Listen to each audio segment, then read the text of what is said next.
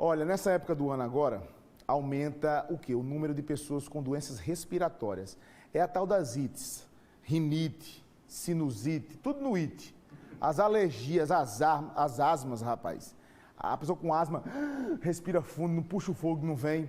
Agora, nessa época do ano, aumenta, viu? Mas por quê? Será que aumenta agora? Quais os cuidados que a gente deve ter agora para evitar esses problemas? Inclusive nessa fase de pandemia, você não pode pegar um resfriado e a pessoa fica logo bolada, achando que está com coronavírus.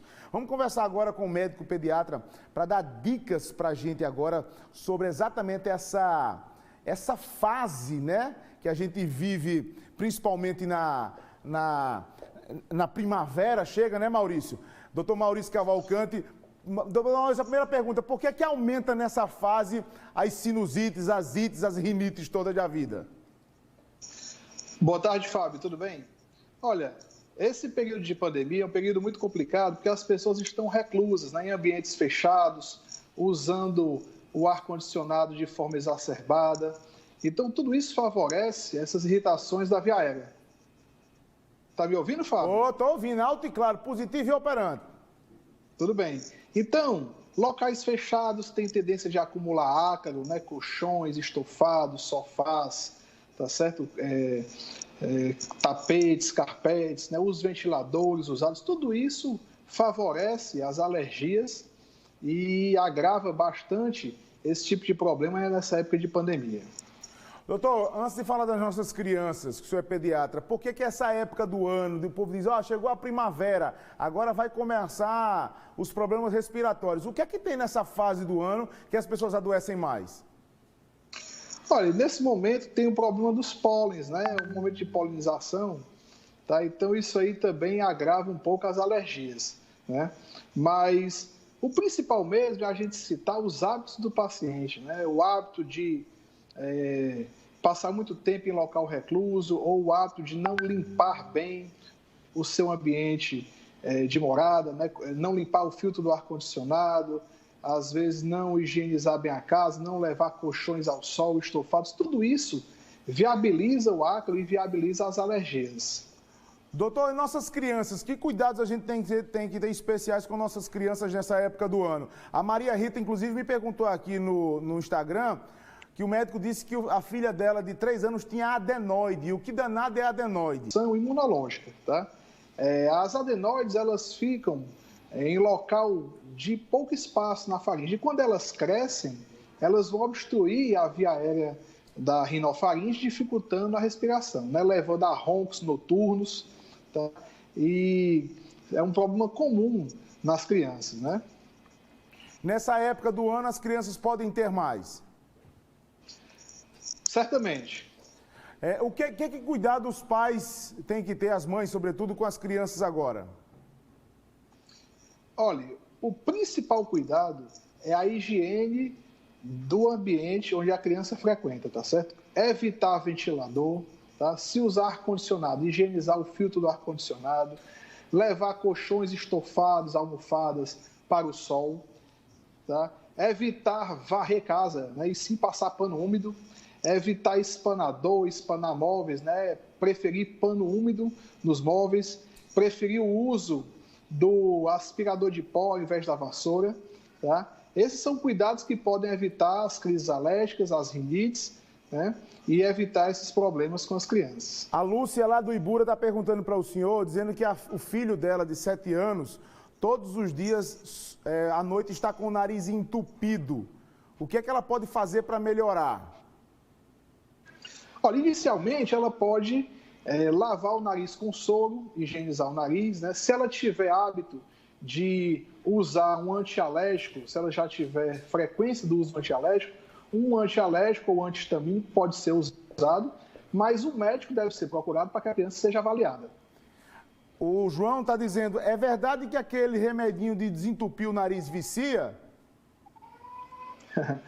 Olha, o vício, né, a dependência, está atrelada ao bem-estar que o paciente sente a desobstruir a via aérea, né? Então, deve ser feito o uso com moderação. Doutor, eu queria só que o senhor aproveitasse falar do uso com moderação e alertar para as pessoas não usar da automedicação, né, em casa. É verdade, a automedicação pode ser perigosa, né? O paciente pode usar uma medicação a qual ele tem alergia, por exemplo, né? Ele pode fazer uso indiscriminado de corticoides, causando prejuízo à saúde, ele pode fazer uso de corticoides tópicos nasais, que também podem prejudicar a mucosa nasal. Então, são perigos que são inerentes à automedicação, deve ser evitada certamente. Doutor, o Júlio está dizendo que tem um filho de 3 anos que está cansado. Aí as pessoas estão fazendo muitas perguntas agora, que já que o senhor está ao vivo. Ele tem um filho de 3 anos que está aparecendo cansaço e uma secreção no nariz. Quando essa secreção deve preocupá-lo? Olha, toda alteração clínica deve preocupar o paciente, né, e deve ser levado ao médico. Se ele está cansado, pode ser um processo asmático, isso tem que ser estudado, né? Numa situação dessa, principalmente como tem cansaço associado, falta de ar, né, é imprescindível a avaliação clínica. Então, se o cansaço aumentar, deve procurar uma emergência para ser avaliado, tá?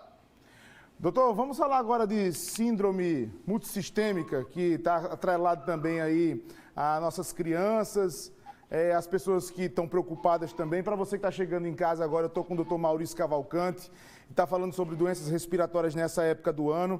É uma época complicada, né, doutor, que a gente está com a pandemia do coronavírus, existem sintomas aí que se confundem, que estão aí misturados, né, doutor? Antes de eu falar da síndrome multissistêmica, como é que o pai pode diferenciar o que é aí uma preocupação para a Covid-19 e um resfriado comum? Qual é o alerta que divide essa história?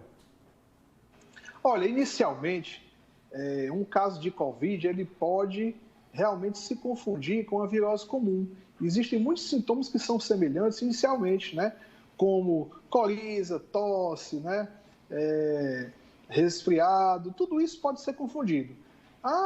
O Covid é um quadro normalmente mais grave, né? Apesar de que você pode também ter um Covid assintomático ou com poucos sintomas. Então, realmente é muito complicado. O médico deve ser sempre consultado. Doutor, a síndrome multissistêmica, que está também associada a outros problemas respiratórios, mas tem preocupado também os pais, porque nós já tivemos óbitos aqui no estado com relação a essa síndrome. O que é que a gente pode tranquilizar ou alertar os pais? Essa síndrome multissistêmica realmente é uma complicação grave, né?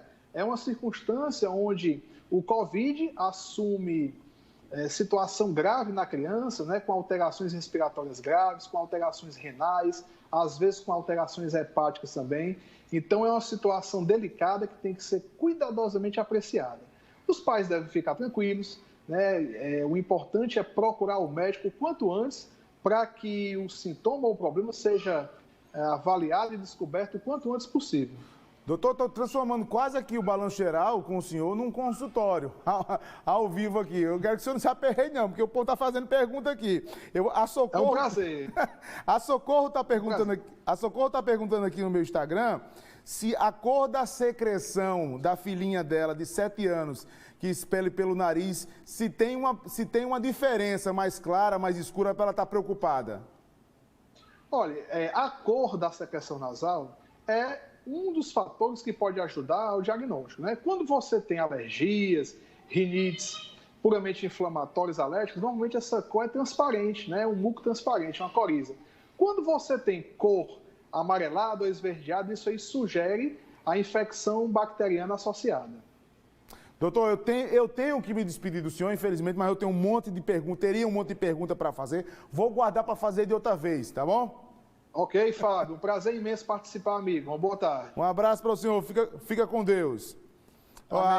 O pai e a mãe que está ouvindo o senhor falar, fica tranquilo. Tira dúvidas aqui ao vivo. E é para isso que serve o jornalismo, né?